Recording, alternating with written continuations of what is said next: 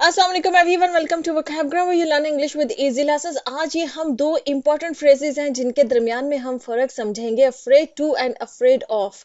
Afraid का तो मतलब हम सबको मालूम है, डरना।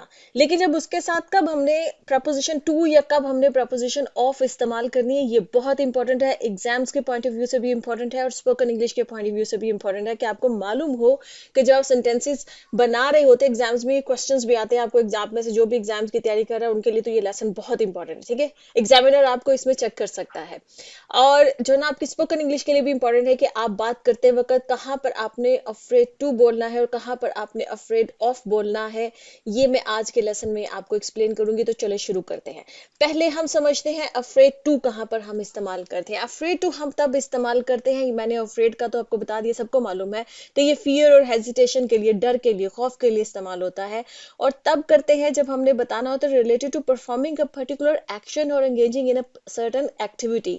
कोई एक्शन हो रहा है, कोई काम हो रहा है। जब आपने किसी काम के बारे में बात करनी, किसी एक्शन के बारे में बात करनी, अब एक्शन को क्या चीज जो है ना वो मतलब रिप्रेजेंट करती है इंग्लिश के अंदर, वो है वर्ब, ठीक है। तो इसका मतलब है कि जब भी अफ्रेड टू आप इस्तेमाल करें तो उसके बाद आपके उस जो भी आपने यूज करना है वो वर्ब होगा, ठीक है। अफ्रेड टू के बाद मतलब वो वर्ब जो है वो उस जुमले के अंदर कोई एक्शन आपको बता रहा होगा कि ये एक्शन हो रहा है। तो वहां पर हम अफ्रेड टू इस्तेमाल करेंगे। जैसे कि ये पहली एग्जांपल है, he was afraid to admit his mistake for fear of facing consequences. मतलब वो अपनी मिस्टेक को एडमिट करने के लिए, मानने के लिए खौफ ज्यादा था, ठीक है। अफ्रेड ऑफ यहाँ पर इस्तेमाल नहीं करेंगे क्योंकि एडमिट आ रहा है। एडमिट क्या है? एडमिट वर्ब है, कोई एक्शन बता रहा है। तो वो अपनी गलती को मानने के लिए खौफजदा था। और उसको किस चीज का फियर था? फियर ऑफ फेसिंग कॉन्सिक्वेंसेज, कि उसको उसके नतायज जो है ना वो भुगतने पड़ेंगे। गलती उसने ऐसी कर दी कि जिसका उसको मालूम है कि नतीजा जो है ना वो बहुत बुरा निकलेगा। तो इस वजह से वो अपनी गलती मानने के लिए अफ्रेड था, खौफजदा था, ठीक है। तो he was afraid to admit his mistake. इसी तरह से सेकेंड एग्जाम्पल देखते हैं। Sarah was afraid to take the job offer in a new city. मतलब सारा जो थी वो नए शहर में जो उसको जॉब ऑफर हुई है ना, उस जॉब ऑफर को लेने के लिए वो थोड़ी सी खौफजदा थी, क्योंकि नया शहर है, नए लोग होंगे, नई जगह होगी, वहां पे वो किसी को जानती नहीं होगी। तो इस वजह से शी वॉज अफ्रेड, ठीक है। तो यहाँ पर अब देखिए टेक आया है। टेक क्या है? वर्ब है। तो हमने यहाँ पर अफ्रेड ऑफ नहीं यूज किया है, यहाँ पर हमने अफ्रेड टू यूज किया है कि she was afraid to take the job, ठीक है। जब वर्ब आएगा और वर्ब की भी फर्स्ट फॉर्म, बेस फॉर्म जो होती है वो यूज हो रही होती है जब अब ये अफ्रेड टू हम यूज कर रहे होते हैं, ठीक है। ये जहन में रखना है। नेक्स्ट हमारे पास है, वो है जी, Sarah is afraid to ride roller coasters because of her fear of heights. Roller coasters होते हैं ना, तो राइड करना, राइड भी जो है वर्ब है। तो मतलब जो रोलर कोस्टर में झूला जिसको हम लेना कहते हैं उर्दू में, तो रोलर कोस्टर पे जो वो झूला लेने के लिए जो है वो खौफ ज्यादा थी, क्योंकि जाहिर है कि रोलर कोस्टर बहुत ऊपर हाइट्स तक जाता है। आप में से जिन्होंने भी एक्सपीरियंस किया हो, लिया हो इसको, ठीक है, तो उनको मालूम है। तो वो रोलर कोस्टर को राइड करने के लिए खौफ ज्यादा थी, क्योंकि उसको हाइट्स से डर लगता है, ठीक है। तो यहाँ पर देखिए राइड आया है। राइड क्या है? ये वर्ब है, वर्ब की फेस फॉर्म है। तो फिर हमने अफ्रेड टू इस्तेमाल किया, तो ये जहन में रखना है, अफ्रेड ऑफ नहीं इस्तेमाल होगा। अब देखते हैं हम कि अफ्रेड ऑफ कहाँ पर इस्तेमाल होता है। अफ्रेड ऑफ इस्तेमाल होता है जब हम जो भी फियर या जो भी अपनी, अच्छा, एप्रीहेंशन का मतलब भी जो है ना वो खौफ होता है, डर होता है, ठीक है। एप्रीहेंशन जो है वो indicates fear of apprehension towards a specific object, situation और पर्सन। देखिए पीछे मैंने बताया अफ्रेड टू यूज होता है जब कोई एक्टिविटी के बारे में बात की जा रही है, जब कोई एक्शन के बारे में बात की जा रही है, और एक्शन को या एक्टिविटी को क्या चीज बताती है? वर्ब बता रहा होता है, ठीक है, सेंटेंस के अंदर। तो हमने अफ्रेड टू इस्तेमाल किया। अफ्रेड ऑफ इस्तेमाल करें जब किसी ऑब्जेक्ट के बारे में, किसी सिचुएशन के बारे में, किसी इंसान के बारे में बात की जा रही हो, तो तब हम अफ्रेड ऑफ इस्तेमाल करेंगे। अब आप देखें कि ऑब्जेक्ट, सिचुएशन या किसी इंसान, जो इंसान होते हैं वो कौन से वर्ड्स होते हैं जो जुमले के अंदर इनको जो है रिप्रेजेंट करते हैं? वो होते हैं नाउन्स होते हैं, ठीक है। तो अफ्रेड ऑफ हम नाउन के साथ इस्तेमाल करेंगे। अब एग्जांपल्स में देखते हैं।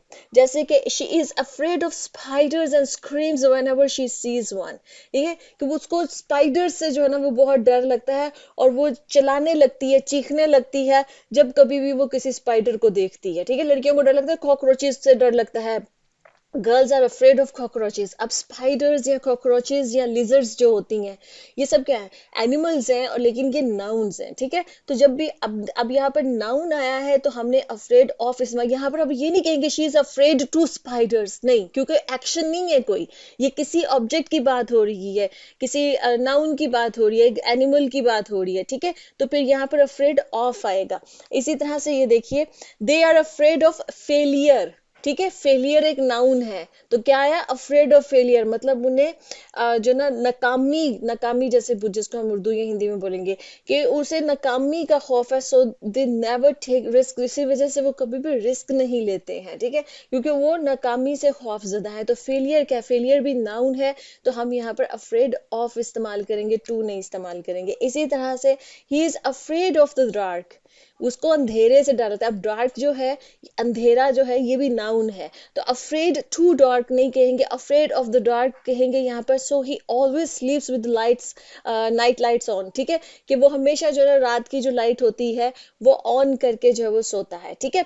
अब यहाँ पर एक और चीज है, ये जैसे अफ्रेड टू और अफ्रेड ऑफ तो आपको समझ में आ गया कि अफ्रेड टू हम यूज करेंगे वर्ब के साथ जो कि एक्शन या एक्टिविटी बता रहा है, अफ्रेड ऑफ हम यूज करेंगे किसी नाउन के साथ जो कि किसी एनिमल को, किसी इंसान को, किसी ऑब्जेक्ट को, किसी सिचुएशन को रिप्रेजेंट कर रहा है या किसी फीलिंग को रिप्रेजेंट कर रहा है, ठीक है।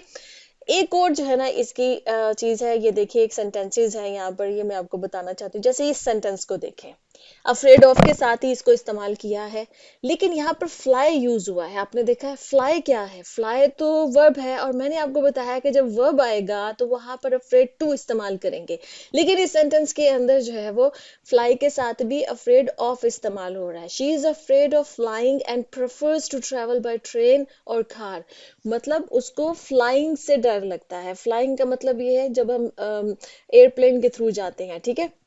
तो इस वजह से वो क्या करती है, कुछ लोगों को जहाज में बैठने से ना, एयरप्लेन में बैठने से डर लगता है, उन्हें कोई फोबिया होता है, ठीक। तो वो फिर इस वजह से वो क्या करती है, वो या तो ट्रेन से ट्रेवल करती है या कार से ट्रेवल करती है। अब जो मेन पॉइंट है जो यहाँ पर, फ्लाई जो है ये वर्ब है, लेकिन यहाँ पर हमने अफ्रेड ऑफ के साथ क्यों इस्तेमाल किया है, क्योंकि जब आप वर्ब के साथ आईएनजी लगाते, जब एज ए जिरेंड वो इस्तेमाल हो रहा होता है ना, तो वो जो सेंटेंस के अंदर एज ए नाउन बिहेव करता है, ठीक है।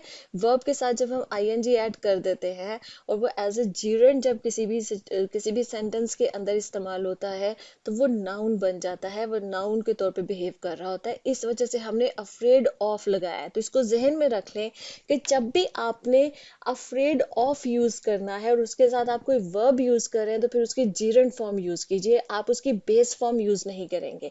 अगर बेस फॉर्म यूज कर रहे हैं तो फिर अफ्रेड टू यूज करेंगे, ठीक है। आई होप कि ये क्लियर हो गया। कुछ और सेंटेंसेस भी देखते हैं, जैसे कि they are afraid of losing their jobs, वो अपनी जॉब के खो जाने का उनको खौफ है in the current economic downturn, कि जो भी इकोनॉमिक डाउनटर्न इस वक्त आया है, जब इकोनॉमी जो है वो पूरी दुनिया में जब नीचे डाउन होने शुरू हो जाती है, ठीक है, तो लोगों को अपनी जॉब्स के जाने का खौफ होता है। अब लूज करना जो है ये भी वर्ब है, लेकिन हमने अब इसको एज ए जीरेंट यहाँ पर इस्तेमाल किया, इसलिए ये अब नाउन है। लेकिन अगर आप यहाँ पर फ्रेड टू यूज करेंगे तो फिर आप लूजिंग नहीं यूज करेंगे, फिर लूज यूज कीजिएगा, ठीक है। They are afraid to lose their jobs, इस तरह से यूज करेंगे, फिर ये सेंटेंस बनाएंगे, ठीक है। आई होप कि आपको क्लियर हो रहा होगा। इसी तरह से जैसे है, aunt you afraid of walking on the frozen lake without checking it's thickness. आपने देखो कि फ्रोजन लेक्स के ऊपर जो है ना वो अक्सर लोग उसके ऊपर चलते हैं, लेकिन ये डेंजरस होता है अगर वो जो उसकी सतह है, जो भी पानी के जो ऊपर फ्रीज हुई हुई है, अगर उसकी थिकनेस जो है वो मोटी नहीं है, मजबूत नहीं है, अगर वो कमजोर है तो अक्सर वो फिर वजन नहीं ले सकते इंसान का, तो वो टूट जाती है सतह और लोग नीचे पानी में गिर जाते हैं, और फिर वो दोबारा से ऊपर जो है ना वो लेयर बन जाती है, क्योंकि इतना टेम्परेचर होता है तो वहां पे मतलब इंसान की जान जाने का भी खतरा होता है, ठीक है। तो art you afraid of walking on the frozen lake, कि आप जो है ये जमी हुई जो लेक है इसके ऊपर चलने से तुम्हें डर नहीं लग रहा है, क्योंकि तुमने उसकी थिकनेस को भी चेक नहीं किया, मतलब पता नहीं है कि वो कितनी थिक है उसकी जो भी लेयर है ऊपर, ठीक है। अब यहाँ पे देखिए वॉक, वॉक हम सबको मालूम है कि वर्ब है, लेकिन यहाँ पर अब हमने उसकी जीरेंट फॉर्म यूज की है। अगर इसको अफ्रेड टू कर देंगे तो फिर क्या कहेंगे, वॉक कहेंगे। Aren't you afraid to walk on the frozen lake, ठीक है, कि क्या तुम फ्रोजन जो जमी हुई जो लेक है उसके ऊपर चलने से तुम्हें डर नहीं लगता है, ठीक है। आई होप कि आपको अफ्रेड टू और अफ्रेड ऑफ समझ में आ गया होगा। आइंदा आप इनको यूज करते हुए कंफ्यूज नहीं होंगे। अफ्रेड टू आपने वर्ब की बेस फॉर्म के साथ यूज करना है, अफ्रेड ऑफ आपने नाउन के साथ यूज करना है, और अगर वर्ब आ रहा है तो वर्ब को नाउन कैसे बनाएंगे, उसको जीरेंट बना के, ठीक है जी। ओके जी, अल्लाह हाफिज। कोई और कंफ्यूजन है तो आप नीचे जो है कॉमेंट्स में पूछ सकते हैं, इंशाल्लाह आपके लेसन्स आएंगे। मैं आप लोगों की सारी रिक्वेस्ट पढ़ती हूँ, उनको नोट डाउन करती हूँ। ये सारे लेसन्स जो आ रहे हैं ना, ये आपकी रिक्वेस्ट पे आ रहे हैं, तो आप कीप ऑन रिक्वेस्टिंग, आपके जो है ना लेसन जरूर आएंगे। ओके जी, अल्लाह हाफिज।